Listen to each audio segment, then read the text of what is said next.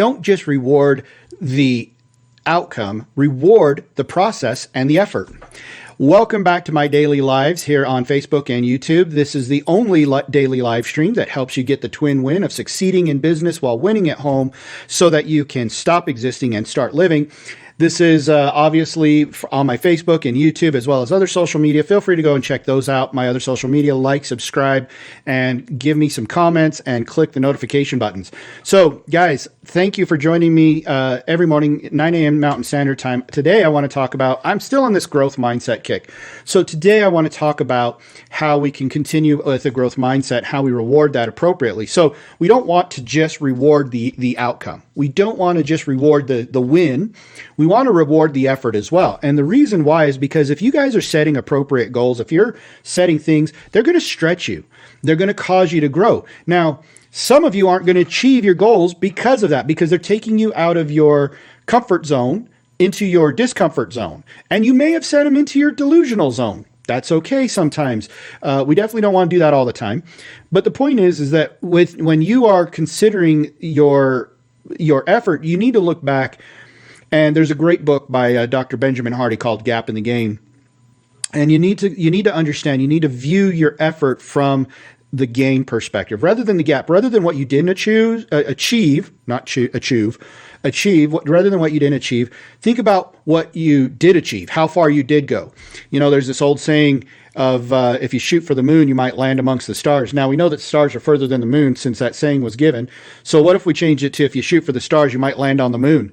The point being is that if you set your goals a little bit out, you stretch yourself. If you achieve it, fantastic, and you can reward that. If you don't achieve it, you can still reward the effort because you're probably going to go further than had you set a safe goal. So there's this great study that went through and compiled a bunch of other studies, and what it tracked people. And what they did was they tracked people who set achievable goals versus people that set risky goals. So two groups, achievable and risky. And what they found was the people who set the achievable goals, only 40% of those people achieve their goal. Only 40%. And out of the people who achieved their goal, so out of that 40%, 70% were still dissatisfied. They didn't feel fulfilled.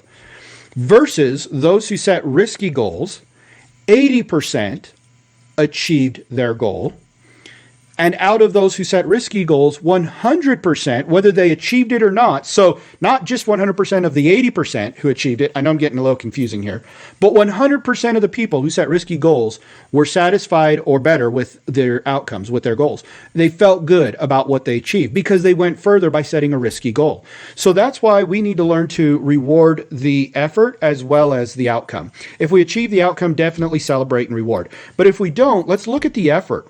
Things are always in motion. Bottom line is there is always motion in the world. And so we have to understand that because of that, we need to look at how far we've moved, how far we've come, right? We need to look back. And it may seem imperceptible, but honestly, if we look back and we're honest with ourselves, we will see growth. May not be the growth we wanted, but we're definitely not where we were. So make sure you reward that. Make sure you celebrate that. If at the end of the week, say it was, I'm going to record 5 videos this week, and you only recorded 3, hey, that's 3 more than what you had at the beginning of the week, right?